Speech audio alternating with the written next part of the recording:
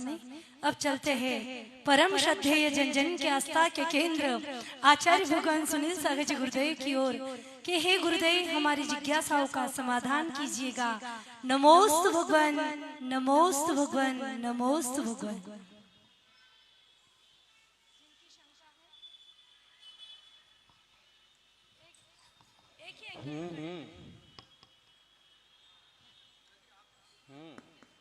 सुशीला जी से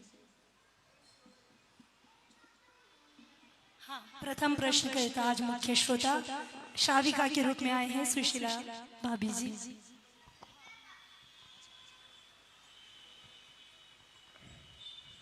महाराज श्री जी के चरणों में नमोस्तु नमोस्तु नमोस्तु। महाराज श्री जी आज से 50 साल पहले ऐसा जीवन था कि सारी सीमाएं उसमें थी, लेकिन आज ऐसा टाइम हो गया है कि न खाने का, न पीने का, न सोने का, न उठने का, न बैठने का, सारी सीमाएं खत्म हो गई है। और आज के बच्चों में, आज की बहू बेटियों में तो महाराज से ये क्या टाइम, युग का टाइम की वजह से होता है या फिर काल का कोई है परिवर्तन या क्या? तो ऐसा हमको देखते देखते 50 साल हो गए, तो ऐसा कैसा युग आ गया जो सब चीजें खत्म हो रही है। नमोस्तु महाराज से। ओम। अवसर्पणी काल है, पतनोन्मुख है, ह्रास हो रहा है धीरे धीरे संस्कारों का। लेकिन इन 50-60 सालों में जो जितना तेजी से, खासकर इन 15-20 सालों में जितना तेजी से ह्रास हुआ है, बहुत ज्यादा हो गया। पहले एक समय हुआ करता था कि अपने से बड़ों को या सास ससुर को देख करके बहू घूंघट डाल लेते थे। अब उसका कोई इलाज नहीं है, जीन्स पर घूमते हैं, कोई गिनती नहीं है। पति का नाम नहीं लेते थे, और अभी तो ऐसे बुलाते हैं जैसे नौकरों। नाम नहीं लेने में गरिमा रहती थी, एक स्नेह रहता था, एक भय रहता था। अब नाम लेने लगे तो कुछ भी बोलना है, नाम लेके दो टूक बोल के बात खत्म करते हैं। इसलिए वो प्यार नहीं रहता है, वो अपनापन नहीं रहता है, और कई बार रिश्ते टूटने की कगार तक पहुंच जाते, क्योंकि गौरव नहीं है उसके प्रति। तो सब चीजों में ह्रास तो हो ही रहा है। हर चीज बाजार में आ गई। आजकल लोग अपने घर में रोटी तक नहीं बनाते। बताइए, अब विचार करो कि 5-25 साल बाद मुनि राजों के पड़गाहन की क्या स्थिति होगी। श्रावक तो हैं, रहेंगे, लेकिन फिर भी जहां लोग सीधा बाजार से मंगा के खाने लगे, सवेरे 2:30-3 बजे बाहर लघु संख्या के वगैरह के निमित्त से अगर निकलते हैं प्रासुक भूमि के खोज में, तो या तो एक आध कुत्ता भौंकता मिलता है, या फिर वो जोमेटो टोमेटो वाली गाड़ियां 2-4 बाइक इधर से उधर निकलते मिलती हैं। मतलब है कि 2 बजे क्या 3 बजे क्या रात को भी उनकी दुकान चल रही है। तो खाने वाले निशाचर, स्थितियां ऐसी हैं। फिर भी जो संस्कारवान हैं वे अपने संस्कारों को संभाल लें, सम्मान पूर्वक एक अच्छे परिवार की रचना करें, सम्मान पूर्वक बोलचाल करें, रिश्ते भी सुव्यवस्थित सील और मर्यादाओं के साथ रखें, ताकि यह जो मंगलमय आचार विचार है ये निरंतर चलता रहे। कम से कम इन 100-200 साल में तो खत्म ना हो जाए। अब आज की बात है,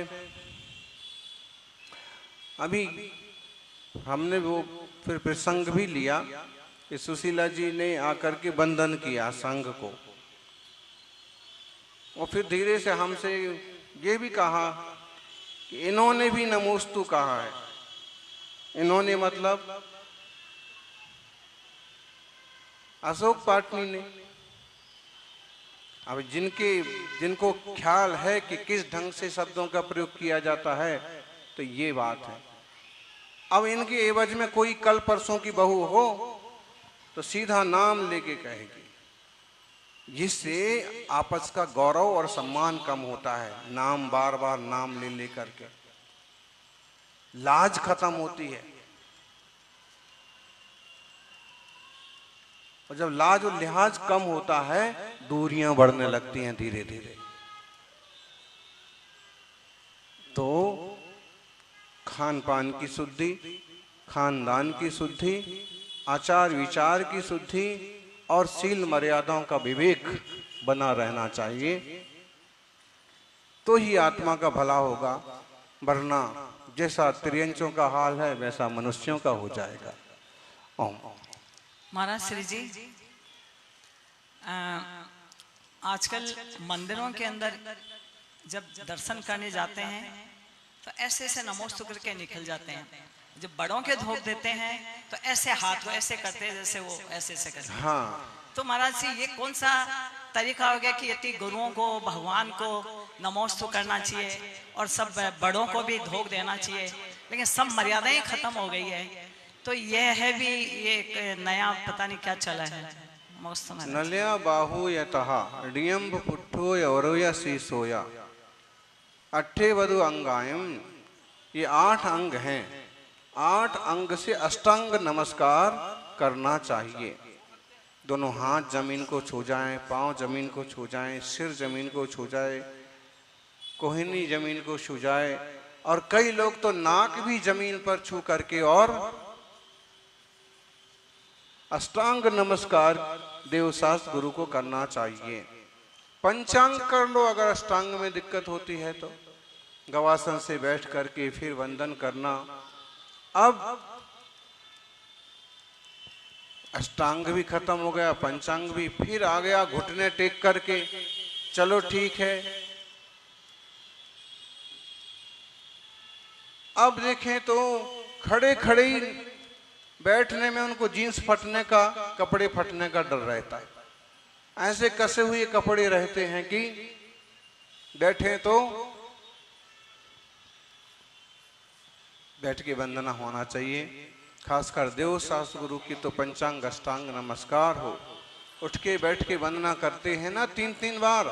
आचार्य महावीर कीर्ति जी का ये नियम ही जैसे था, और ये प्रसिद्ध है कि जिस वेदी पर जितनी प्रतिमा है प्रत्येक प्रतिमा को 3-3 बार उठ के बैठ के नमस्कार करते थे।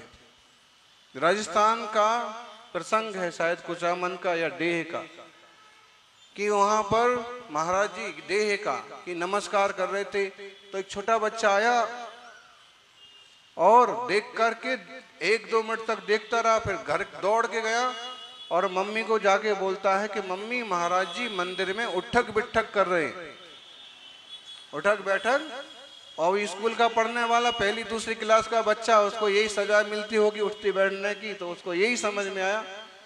माँ बुद्धिमान थी, उसने कहा कि बेटा महाराज जी उठक बैठक नहीं करते हैं, महाराज जी प्रत्येक भगवान की प्रतिमा को 3 बार उठ बैठ के नमस्कार करते हैं, और जो ऐसे नमस्कार करते हैं उनके घुटने और कमर कभी खराब नहीं होते हैं। इसलिए अब रही बड़ों के नमस्कार की बात, तो पहले तो कई लोग करते ही नहीं हैं। फिर कुछ लोग हैं कि जय जिनेंद्र काका जी, बाबा जी। फिर कुछ लोग अगर थोड़ा सा और विनय दिखाना चाहते हैं तो चरण छूने की कोशिश करते हैं, और चरण छूने की एवज में उनके हाथ घुटने तक भी नहीं जाते। ऐसे ऐसे हाथ हिलाएंगे घुटने के आजू बाजू, जांग के आसपास। तो कई बार तो जिसके लिए ऐसा हाथ हिलाते उसको ही लगता होगा कि क्या छूने वाला है, घुटना छू रहा है कि जांग छूने वाला है कि कमर छूने वाला है कि टांग खींचने वाला है। तो वास्तव में अपने से बड़े हैं, पूज्य जन हैं, जिनकी विशेष उपकार हैं, उनके चरण स्पर्श करने में, उपचार विनय में कोई बुराई नहीं है, होना चाहिए। प्रातः काल उठ के रघुनाथा, मात पिता गुरु नावई माथा। रामचरितमानस में राम जी के जीवन के संबंध में लिखा कि भोर में उठकर के सबसे पहले माता पिता गुरु को नमस्कार करते थे, चरण स्पर्श कर। सम्मान पूर्वक बात करना, जी लगा करके ध्यान रखिए। रोटी में यदि घी लग जाता है तो स्वाद बढ़ जाता है, और रिश्तों में यदि जी लग जाता है तो स्वाद कई गुना बढ़ जाता है। तो जी लगा के बात करिए, हैं दिलीप जी, अशोक जी, रितेश जी, किसी के साथ भी। तो एक आप छोटा भी क्यों ना हो, उससे भी आप करके बात करिए। तो ऐसे विवेक रखना बहुत जरूरी है। ओम। महाराज श्री जी, अभी मैं माता जी और सबको देखती हूँ, इतनी मर्यादा से रहती है और ऐसा सिर रखता है जैसे घूंघट के जैसे। तो हम ये सब माता जी और सबको देख के ऐसा सबके मन में क्यों नहीं आता कि हम भी ऐसा थोड़ा तो कुछ, वो इतना करते हैं, हम खुद थोड़ा सा वो आचरण उनसे ले लें। तो ये मर्यादाएं हमारी महिलाओं में, बहनों में, बेटी बहू में क्यों नहीं आती? मौत महाराज क्या बताएं, ये तो आप उस माहौल में रहते हो। कभी कभी यूँ तो नज़र ऊंची नहीं होना चाहिए, लेकिन कभी कभी नज़र ऊंची होती है और सामने दिखती हैं तो 70, 75, 80 साल की अम्माएं भी झमक झूला पहन के आ जाते हैं। मतलब ऐसा बेडौल रूप, फिर उसमें चलने में दिक्कत आ रही है तो ऐसे लगता है भालू की तरह। तो मतलब, और फिर छोटी छोटी माताजियों के पास भी उन्हें जाना है, और छोटे छोटे महाराज से भी नमोस्तु नमोस्तु नमोस्तु नमोस्तु, आशीर्वाद दो आशीर्वाद। तुम्हें नजर भी तो कैसे उठाएं, उन्हें शर्म आती है। कम से कम जो भारतीय अपना पहनावा है, साड़ी तो पहन लो, सिर ढक लो तो बहुत अच्छी बात, बड़ी कृपा करी। नहीं तो कम से कम जिनालय में मुनिराजों के सामने मातृशक्ति साड़ी पहने। जिनकी विवाह नहीं हुए हैं ऐसी कुमारी कन्याएं एक सुव्यवस्थित सलवार कुर्ती जैसे कोई वस्त्र कि जिससे शरीर पूरा ढके। तो ये व्यवस्थाएं हैं।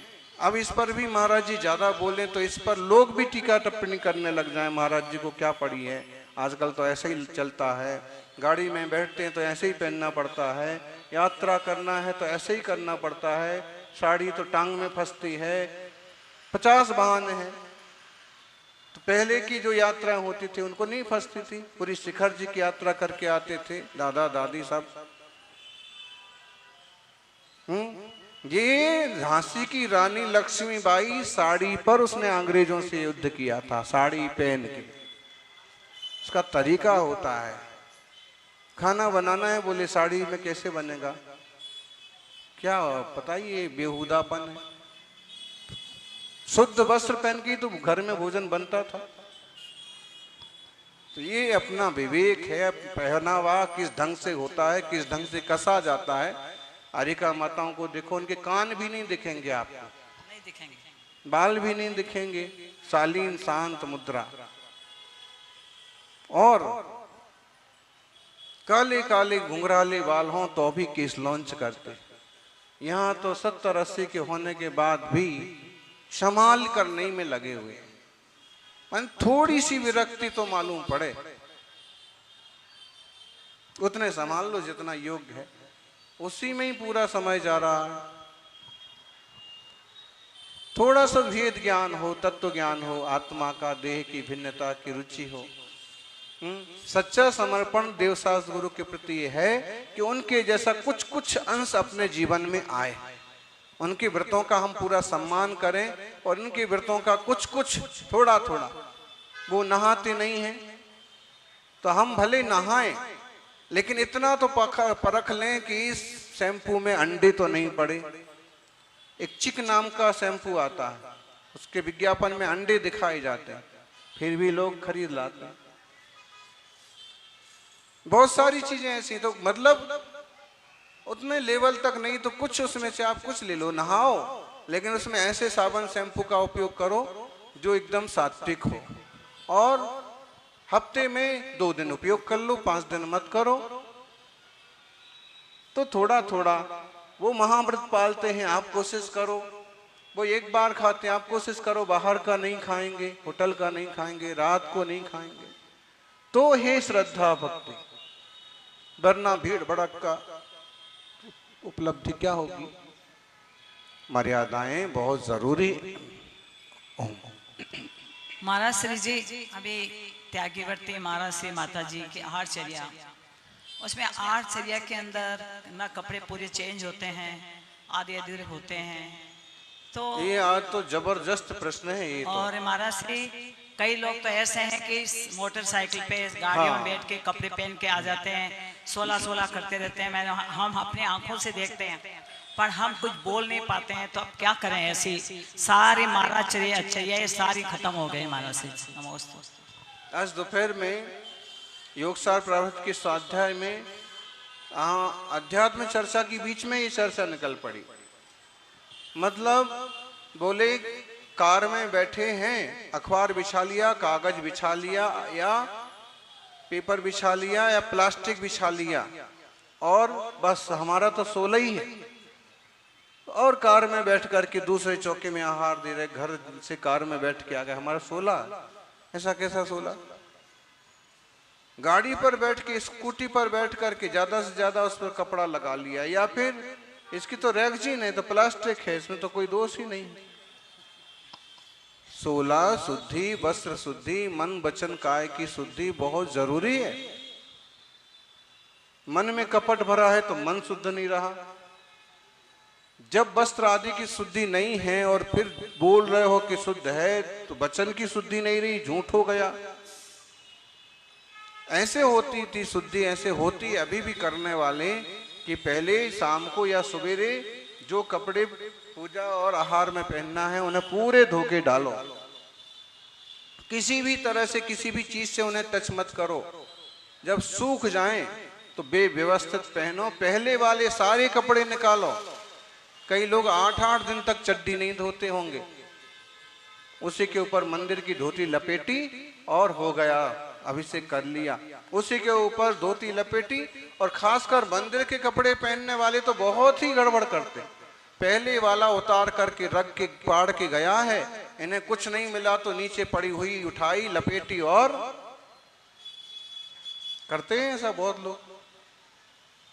या फिर जो ढेर था शुद्ध धुला हुआ, उसमें एक आध लापरवाह आया और आधे अधूरे कपड़े में उसमें से एक उठाया, सारी असोले की हो गई। तो भैया विवेक असर पड़ता है, स्वास्थ्य बिगड़ता है साधुओं का। मन में, साधुओं के मन में विकल्प खड़े होने लगते हैं, व्रतों में कमी आने लगती है।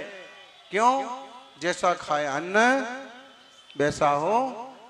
इसलिए भले आप लालच मत करो।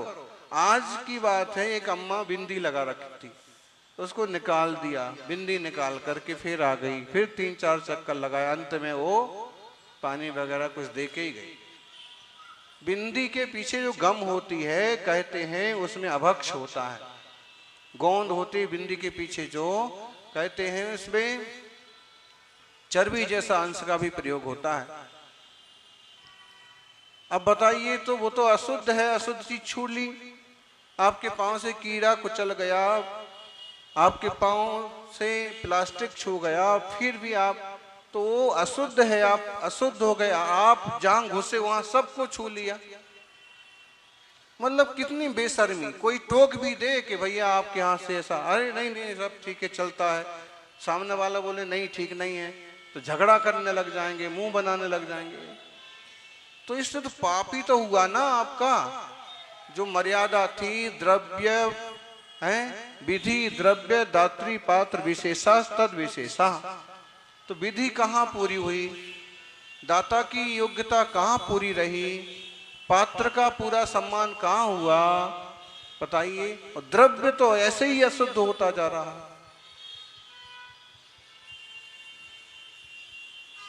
तो भले आप खुद बोल दो कि मैं छू गया हूं इसलिए मैं आ नहीं, कोई बुलाए भी कि आओ आओ, नहीं, हमारे कपड़े छू गए हैं, गाड़ी छू गई है, रास्ते में। अब बहुत विवेक से चलने की जरूरत है। गाड़ी में बैठ के कोई सोला नहीं पाला जाता।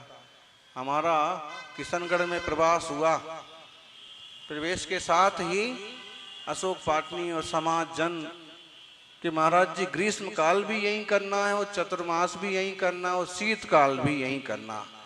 एक ही बार में नारियल एक नारियल में 3 चीजें मांग ली। तो ग्रीष्म काल की वासना का बन गया, वो हो गया। फिर वहां से विहार कर गए। विहार करने के बाद भी भावनाएं जुड़ी रही, वापिस चतुर्मास के लिए भी वहां आए। उस गर्मी के मौसम में ये सुशीला जी, अशोक जी, एक घर पास में था, पहले वहां हो गए लगभग सब साधुओं के हार। फिर एक बड़ा वाला घर जो फेमस है, वो लगभग 1-1.25 किलोमीटर था। तो भी नंगे पांव यहाँ से पूरे सोले में पड़गाहन करना और पूरा वहां तक लेके जाना एक दिन, और लेके वापस छोड़ने आना मंदिर तक। तो एक दिन छुल्लक जी को छोड़ने आए अशोक जी। तो मैंने कहा कि इतनी तेज गर्मी है, टेम्परेचर, और कभी रास्ते चलते, हमारा तो मौन होता था, लेकिन रास्ते चलते वो बोलते थे थोड़ा थोड़ा। तो एक दिन बोले कि महाराज जी, जो ज्यादा चिकनी सड़क होती है ना, इसमें ज्यादा पांव जलते हैं, और थोड़ी दरदरी होती है ना, तो उसमें कम पांव जलते। तो बोले ऐसे क्यों होता है? ऐसे इसलिए होता है कि चिकने पर पूरी धूप सीधी पड़ती है, दरदरे में उसमें जो बीच बीच में छेद होते हैं उसमें धूप पड़ती भी है, तो हमारे पांव की चमड़ी टच नहीं होती है, इसलिए तो मैं तो ऐसे दरदरी जगह में चल करके मैं तो आ जाता हूँ। कहाँ, लेकिन भावना है। तो फिर एक दिन ऐसा टोका कि छुल्लक जी हैं, तुम किसी को, और श्रावक रहते हैं 10-5 श्रावक तो उनके साथ आगे पीछे रहते हैं, जैसे इनके आगे पीछे, तो किसी श्रावक को भेज देते। नहीं, बोले महाराज जी, मेरे लिए तो जितने आचार्य श्री उतने ही मेरे घर में पड़गाहन हुआ, उतने ही छुल्लक जी, मैं उसी भक्ति से।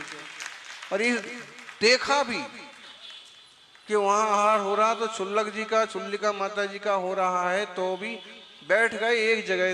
तो उनका व्यवस्थित आहार होना चाहिए। किसी ने पुकारा तो फिर और साधु को दिया तो ठीक। मतलब है कि जो लोग भागते फिरते हैं कि हमें तो 40 महाराज आए हैं तो सबको देना, चाहे उनमें से 10 का अंतराय हो, चाहे छुआछूत हो, ऐसा नहीं। गरिमा, विवेक जरूरी है, शुद्धि का विवेक जरूरी है। नंगे पांव चलो, लेके गए थे घर तो नंगे पांव चले जाते, आए तो चप्पल पहन लो। नहीं, बोले महाराज जी चप्पल नहीं पहने तो मैं कैसे पहन सकता। फिर उसके बाद उनके पीछे 1-2 उनके आदमी आ जाते छाता लेकर के, तो छाता बोले महाराज जी को लगाओ। महाराज जी कहते हैं कि भाई मुझे तो अभ्यास है, आप लगा लो। नहीं, घर में तो सेवा तो गुरु जी की करना है। तो श्रावक सक्षम होने के बाद भी ऐसे विवेक से बरतते हैं तो उनकी तरक्की और होती है। फिर संगाया इसलिए बताया, बाकी तो कभी प्रैक्टिकल आप लोग भी करो। ओम।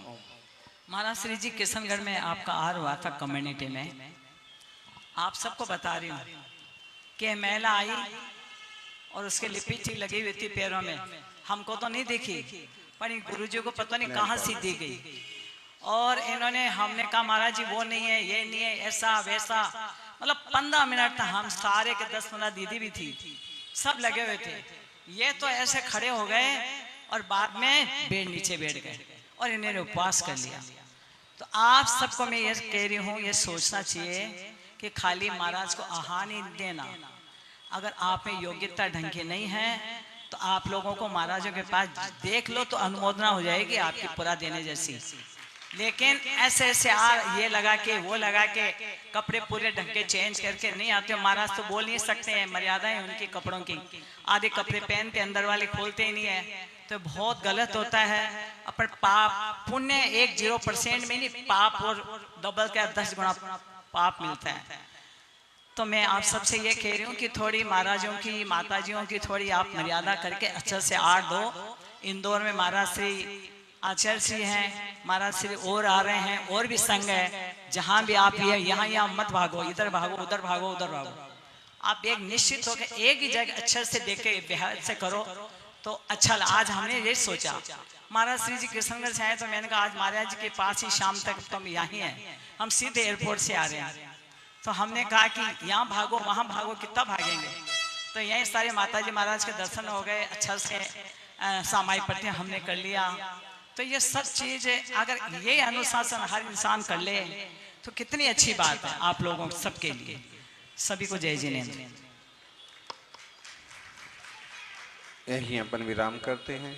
उनको ये बात सही है, पाँव में नेल पॉलिश के कारण से अंतरा हुआ और तीनों भाई थे उस दिन शायद, और सभी आकर के एकदम बैठ गए कि महाराज जी महाराज जी। लेकिन अब जो विधि है तो स्वीकार भी किया कि अब ठीक है, ऐसे विवेक होना। शीला जी टोंगिया प्रश्न करना। हाँ, अभी आप लोग हमारी तरफ से छुट्टी। और इस बार तो और विशेष हैं। सिद्धांत सुधा सा अक्षर राशियों का ढेर लगने वाला है इंदौर में।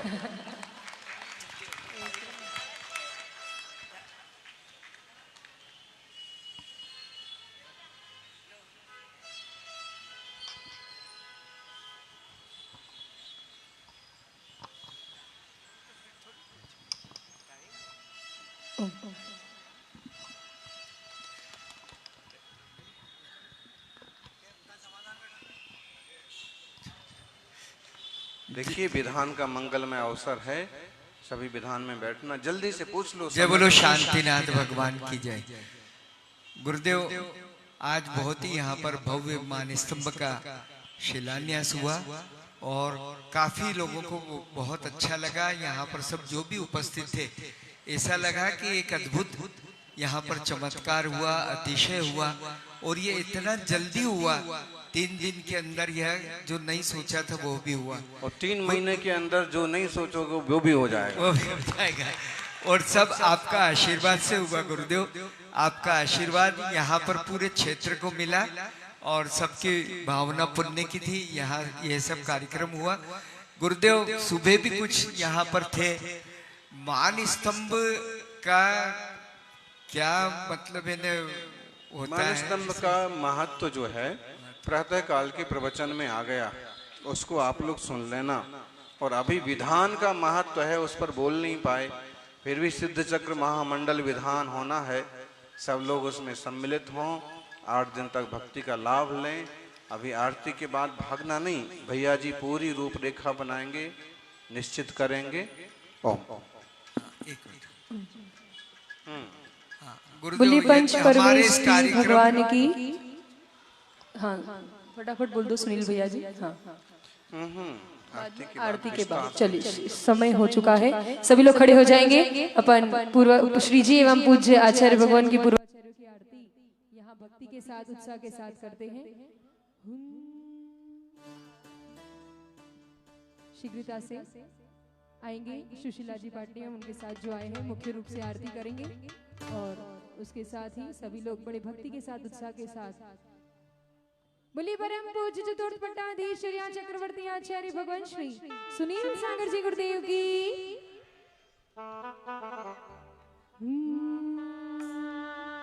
बोलिए श्री शांतिनाथ भगवान की। परम पूज्य मुनि कुंजर ज्येष्ठाचार्य श्री आदि सागर आचार्य महावीर कीर्तियाचार्य विमल सागर जी महाराज की। युग श्रेष्ठ तपस्वी सम्राट आचार्य भगवान श्री सन्मति सागर जी महामुनि राज की। परम पूज्य चतुर्थ पट्टाधीश चक्रवर्ती राष्ट्र संत राष्ट्र गौरव भक्तों की भगवान वर्तमान की वर्तमान चर्या चक्रवर्ती विश्व हितंकर आचार्य भगवान श्री सुनील सागर जी गुरुदेव की। आरती दीदी जी यहाँ इधर।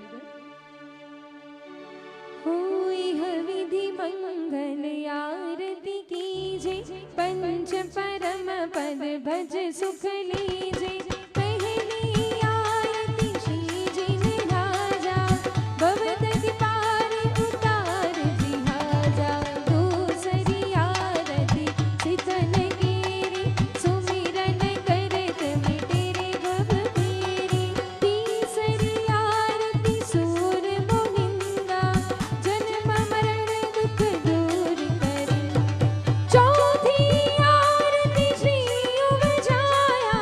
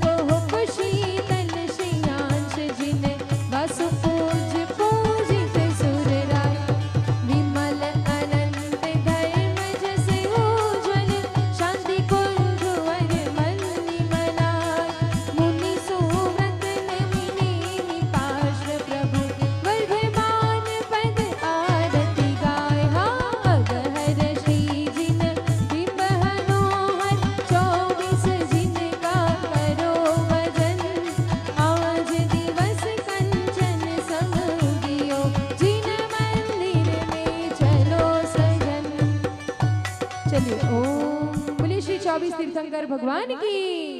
पूर्वाचार्यों की आरती। मैं तो आरती उतारूं रे। एक आरती उस तरफ दे दीजिए और आप लोग थोड़ा पीछे पीछे हो जाएंगे, बाकी सभी इधर थोड़े पीछे इस तरफ हो जाइए और ये आरती उस तरफ भी दे दीजिए। मैं तो आरती उतारूं रे अंजलि की आरती हरि जय सूर्य आदि सागर जय जय हो जय सूर्य आदि सागर जय जय हो। बड़े तपस्वी थे हो ऋषिराज आदि सागर जी हाँ आदि सागर जी।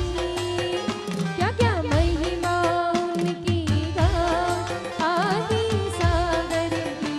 जो 7 दिन उपवास करे एक दिन आहार करे वो भी एक वस्तु नहीं जी।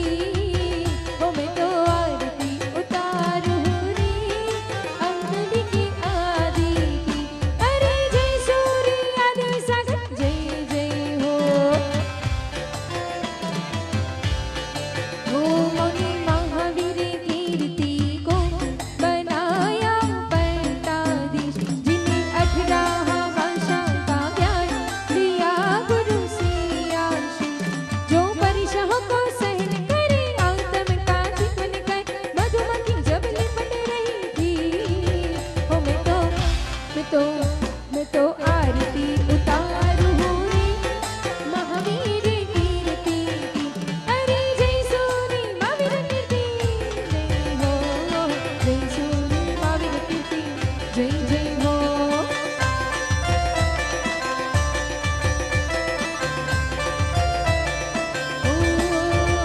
उनके शिष्य बने हो निमित ज्ञानी निर्मल सागर जी। सूरत देखते ही बाजे बताए ऐसी ज्ञानी जी। हरि दया की भंडार की वात्सल्य मूर्ति की आरती उतारूंगी। हो मैं तो आरती उतारूं रे विमल सागर की अरे जय गुरु विमल सागर जय जय हो जय सूर्य विमल सागर जय जय हो। अरे ही नाम रे सबसे बड़ा तेरा नाम गुंजन वाले सन्मति बाबा मेरे बिगड़े बना दे सर काम। नाम रे सबसे बड़ा तेरा नाम गुंजन वाले सन्मति बाबा मेरे बिगड़े बना दे सर काम नाम रे।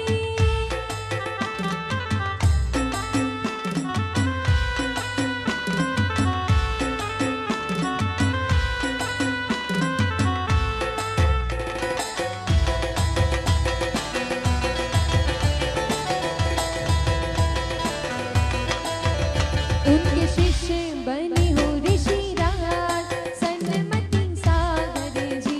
क्या क्या महिमा उनकी गाओ तपस्वी साधु जो अन्न रस का त्याग करे मटका जला हरि कर इंद्रिय निज का ज्ञानी की। हो मैं तो आरती उतारूं रे सन्मति सागर की अरे जय गुरु सन्मति सागर जय जय हो जय सूर्य सन्मति सागर जय जय हो। आओ चपटी भरी चौखाने गिनो छेरी बड़ो चपटी भरी चौखाने गिनो छेरी बड़ो। आरती नी जोत लई रे आरती नी जोत लई रे कि हालो हालो मंदिरिये जइये कि हालो हालो जिनालय जइये रे।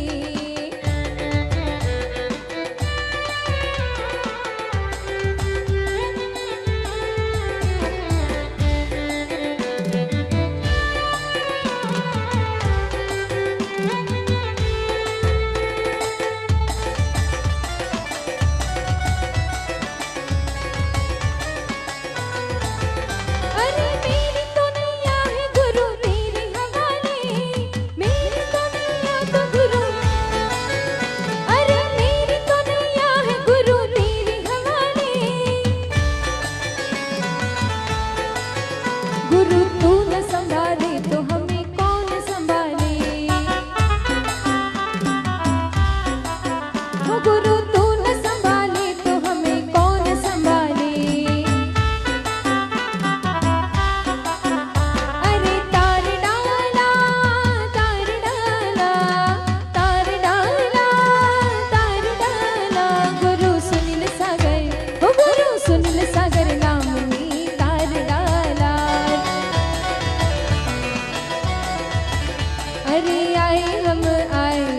भक्ति करने आए हम आए गुरु शरण आए हो छाया भक्ति भरा हो छाया भक्ति भरा मौसम सुहाना सुहाना गुरुदेव के आने से यहाँ सब बदल गया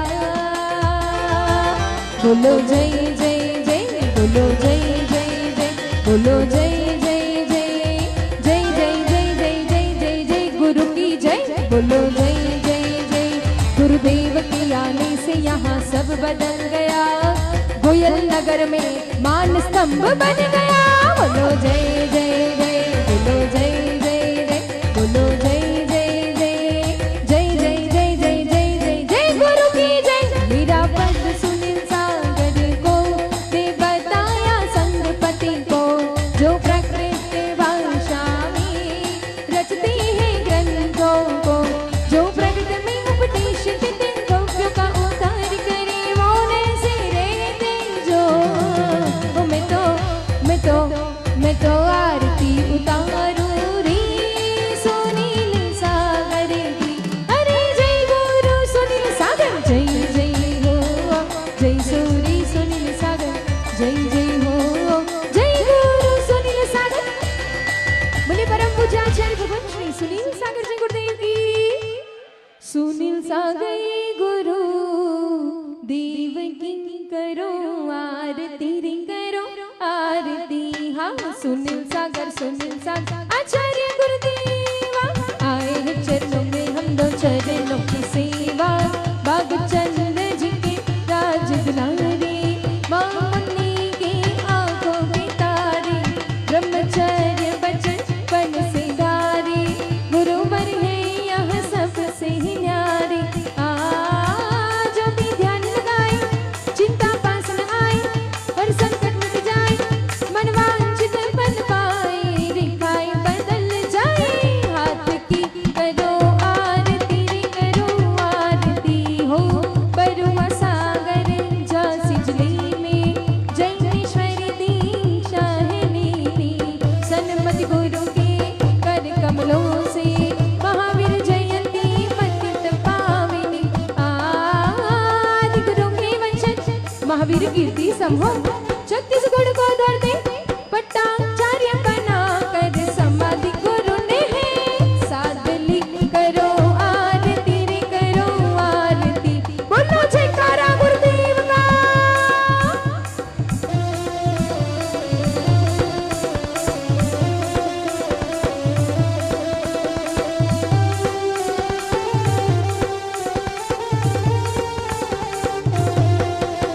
हो निरख करे मन नहीं भरता गुरुवर के मुख की समरसता गुरु का दर्शन चिंता हरता पारस लोहा कंचन करता जो भी घरे आते शुभ भावों को बांधे हम भी शीश झुकाते खाली हाथ न जाते खबर में रखते हैं रात की करो आरती रे करो आरती अरे छोटे छोटे शिष्य हैं पर बड़े होशियार छोटे छोटे शिष्य हैं पर बड़े होशियार आचार्य सरस्वती सागर तेरो संग है विशाल हाँ आचार्य संग तेरो संग है विशाल बोलो जयकारा गुरुदेव का बोलो जयकारा जयकारा जयकारा अपने दोनों हाथ उठाकर जरा जोर से लगाओ जयकारा बोले आदि सागर की बोले महावीर की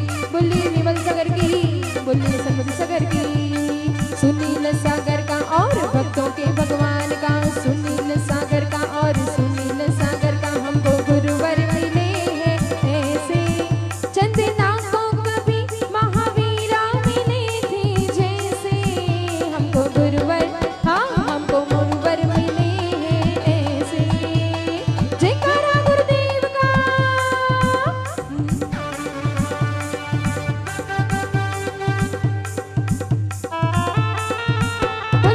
बोले सुनील सागर की बोलो जयकारा जयकारा जय